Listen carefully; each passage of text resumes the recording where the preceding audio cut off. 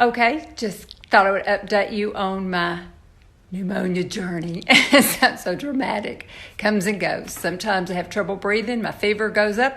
Then a couple hours later, it goes back down, and I can breathe better. I don't know.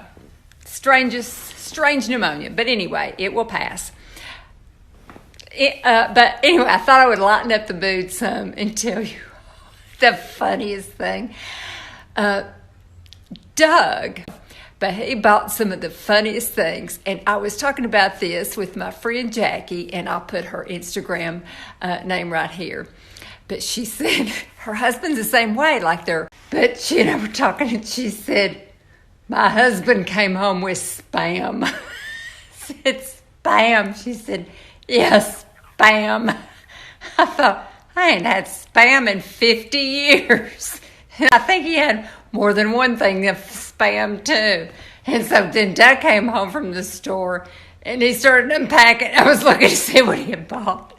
And he had frozen barbecue. Well, he's never bought frozen barbecue. And he said, the guy in the meat department says, this is good.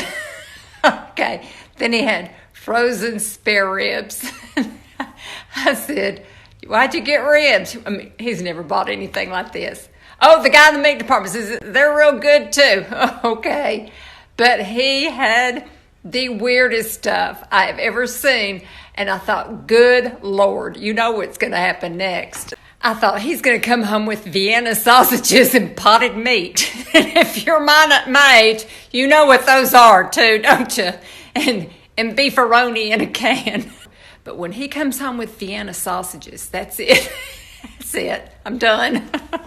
You know what? I think I know why some people feel the need to do that, like buy Spam and stuff like that. It goes back to when we were kids. When we were kids, we always thought we were under threat of a nuclear attack, and we were taught to, at school to drop and get down under our desks all the time, and to have fallout shelters loaded with food.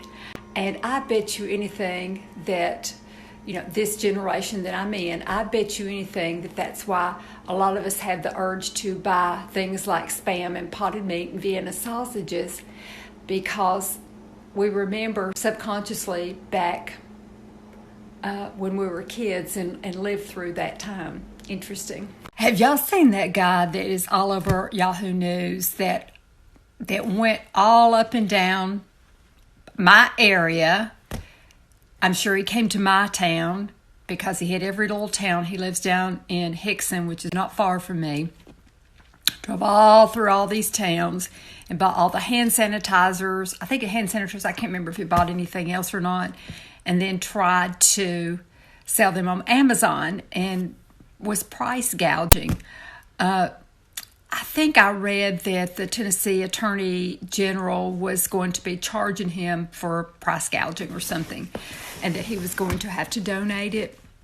But it was on the front page of Yahoo News. But that little, you know what? He bought all the hand sanitizer and probably all the Lysol and all that stuff in our town, and, made us do without. That just ticks me off. That little crappy guy.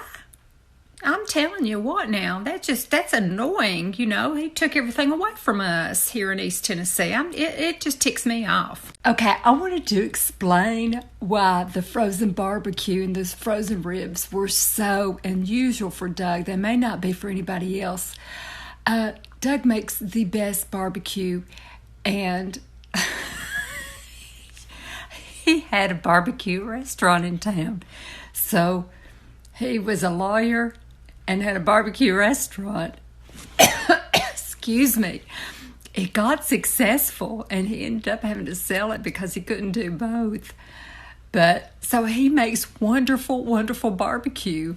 But here he is. I'm afraid he's going to be disappointed with this frozen barbecue. I was thinking everybody at my age, we're all going to be reverting back to the 60s, or 50s, 60s when we were little kids.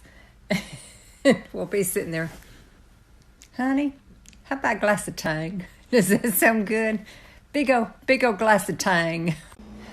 So I'm walking through the house and getting my coffee, still got my pajamas on, getting ready to take a shower, and caught sight of myself in the mirror. I thought, holy cow, I've turned into the woman that walks through the neighborhood that the kids all run from and hide behind their mothers. So I'm calling it the self-quarantine madness that we're going through, or we're going crazy, sitting day after day, hour after hour. No, we're not going to go crazy. We're not going to do it. We will get through. Even if for some reason I were to, my test comes back positive, which I don't think it will, but even if my test were to come back positive, shoot fire, we'll get through it. It's scary, but I'm not going to panic. I'm really not. Now, I may go crazy, but I'm not going